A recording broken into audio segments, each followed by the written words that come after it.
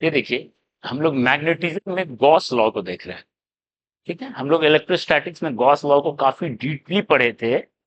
E dot D S equal to Q enclose by epsilon, net enclose charge, net enclosed electric charge, बहुत popular relation, ठीक है। तो magnetic, ये था electric flux, जहां तक यार इसको बोलते थे electric flux through close surface.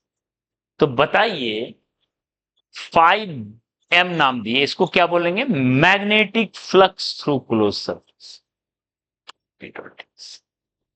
Word नाम क्या बोलेंगे? Magnetic flux through close surface. और ये किसके इक्वल होगा? अगर हम मैग्नेटिज्म और इलेक्ट्रिसिटी का रिजेम्बलेंस देखें तो हम यहां लिख रहे हैं MEN इंटू म्यू नॉट, ठीक है। MEN into mu naught. MEN का मतलब हुआ नेट इनक्लोज्ड मैग्नेटिक चार्ज या मैग्नेटिक चार्ज, ठीक है। और म्यू नॉट क्या हो गया? 1/एप्सिलॉन नॉट को रिप्लेस कर दिए किससे? तो यहां तक तो एब्सोल्युटली फाइन दिख रहा है, ओके। और अगर आप ग्रेविटेशनल फ्लक्स भी लिखना चाहें, ग्रेविटेशन में ई डॉट डी एस, ग्रेविटेशन में भी फील्ड होता है, हर फील्ड का फ्लक्स होता है। तो ग्रेविटेशन का लिखना चाहें तो वो होता है -4πg इंटू एम इनक्लोज। ये मतलब क्या हुआ? Net total mass enclose, total mass enclosed उस वॉल्यूम में। और ये सब कांस्टेंट तो आप समझ रहे हो, ओके। जहां पे क्या लिखते हैं? 1/4πε0 को याद अगर हो तो ग्रेविटेशन में उसको जी से रिप्लेस कर देते। तो बताइए 1/ε0 को 4πg से रिप्लेस करेंगे, ठीक है। तो ये एक ऐसा लग रहा है फॉर्म, वो ग्रेविटेशनल फ्लक्स, ये मैग्नेटिक फ्लक्स, वो इलेक्ट्रिक फ्लक्स। लेकिन बहुत सारा पॉइंट अभी इसमें समझना है, ओके। पहला पॉइंट, यहां माइनस साइन भी क्यों है? तो नेगेटिव साइन है is due to attractive field. Mass हमेशा अट्रैक्टिव फील्ड करता है, अट्रैक्टिव होता है मास का फील्ड। कोई भी वही मास है यहां तो फील्ड ऐसा है, बताइए फील्ड है ऐसा, और एरिया वेक्टर आपको पता है ऐसा, एरिया वेक्टर बाहर, फील्ड ऐसे, एरिया वेक्टर बाहर। तो डॉट प्रोडक्ट क्या होगा? ई डॉट एस नेगेटिव आएगा, पूरा नेगेटिव ही आ जाएगा हर जगह, इसलिए ओवरऑल क्या है? नेगेटिव। एक तो ये पॉइंट है, नेगेटिव है। सेकेंड, एम, हमने यहां नेट नहीं लिखा, टोटल मास इनक्लोज्ड, क्योंकि मास में नेगेटिव मास नहीं होता है, सारा मास पॉजिटिव ही है। तो पॉजिटिव पॉजिटिव को ऐड कीजिए तो नेट लिखिए या टोटल लिखिए, एक ही बात है। इसलिए यहां टोटल मास इनक्लोज, ठीक है। यहां नेगेटिव का सीन नहीं, यहां नेगेटिव का सीन था, प्लस माइनस मिला दीजिए तो नेट इनक्लोज चार्ज। अब आते हैं मैग्नेटिज्म में। मैग्नेटिज्म में बड़ा यूनिक चीज, तो बताइए जैसे मान लो कोई सरफेस में 200 इलेक्ट्रॉन है और 220 प्रोटॉन, बिल्कुल हो सकता है, बिल्कुल हो सकता है।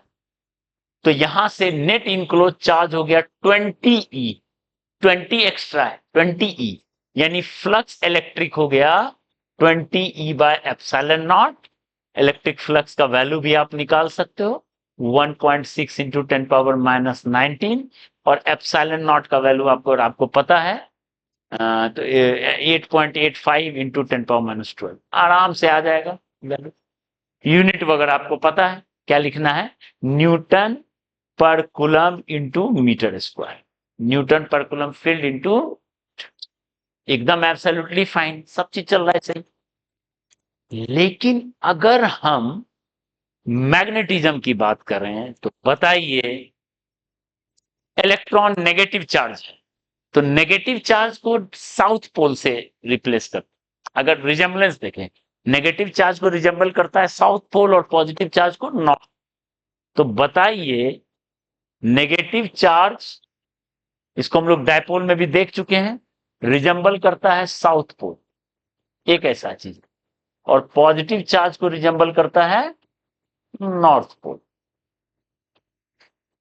नॉर्थ पोल पॉजिटिव चार्ज की तरह ट्रीट करता है और साउथ पोल नेगेटिव चार्ज की तरह। तो बताइए अगर हम 20 साउथ पोल लिखें और 220 नॉर्थ पोल लिखें, अगर करें तो एकदम सेम ऐसा रिजल्ट आना चाहिए, लेकिन समस्या ये है ये पॉसिबल है ही नहीं, पॉसिबल ही नहीं है। 20 नॉर्थ अलग से कर ही नहीं सकते, क्योंकि नॉर्थ साउथ को can not be separated, north and south pole can not be separated, वो सेपरेट हो ही नहीं सकता, नॉर्थ को अलग कर ही नहीं सकते हैं। अगर एक बार मैग्नेट तोड़ते हैं इसे, तो फिर से नॉर्थ साउथ अपीयर हो गया, नॉर्थ साउथ अपीयर हो गया। देखिए कितना भी तोड़िए वो अलग हो ही नहीं सकता है, नॉर्थ है तो साउथ रहेगा ही रहेगा, साउथ है तो नॉर्थ रहेगा ही रहेगा। इसका मतलब 200 साउथ है तो 200 नॉर्थ होगा, 220 नॉर्थ हो ही नहीं सकता है, 20 नॉर्थ के लिए 20 साउथ और चाहिए। ठीक है, इसका मतलब इसका पॉसिबिलिटी केस ये हो सकता था 200 साउथ प्लस 200 नॉर्थ। तो बताइए हमेशा यहां पे जितना प्लस है उतना माइनस है, जितना साउथ है उतना नॉर्थ है। तो बताइए नेट इनक्लोज मैग्नेटिक चार्ज हमेशा क्या होगा, तो जब नेट इनक्लोज मैग्नेटिक चार्ज 0 होगा तो बी डॉट डी एस हमेशा क्या, ऑलवेज, विदाउट फेल। इसलिए गॉस लॉ हमेशा मैग्नेटिज्म में किसके इक्वल है, 0 के। इसका मतलब हुआ, इसका फिजिकल सिग्निफिकेंस हुआ बी डॉट डी एस जी, ये हमेशा,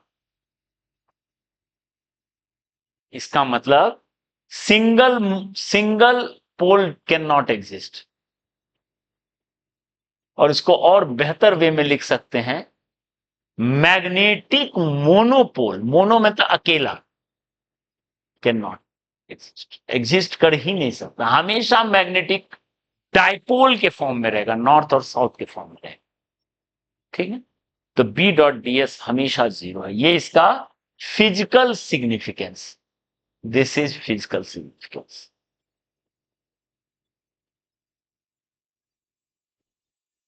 और इसी चीज को आप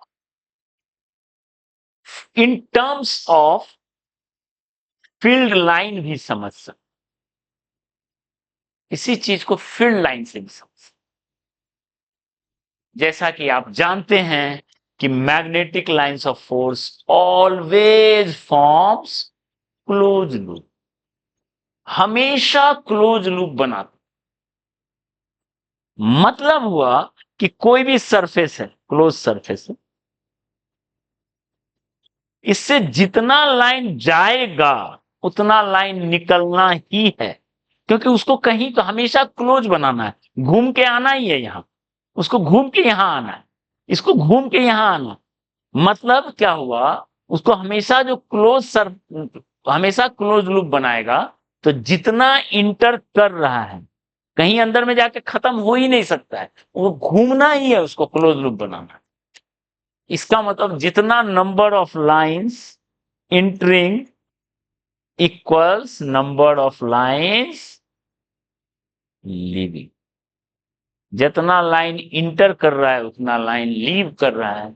इसका मतलब net lines, net net lines leaving क्या होगा, जी, नेट लीव करने वाला लाइन क्या है, 0। इसका मतलब फ्लक्स, तो इसका फिजिकल सिग्निफिकेंस ये हुआ, और लाइंस के टर्म में क्यों ऐसा हुआ कि मैग्नेटिक लाइंस ऑफ फोर्स हमेशा, ठीक है।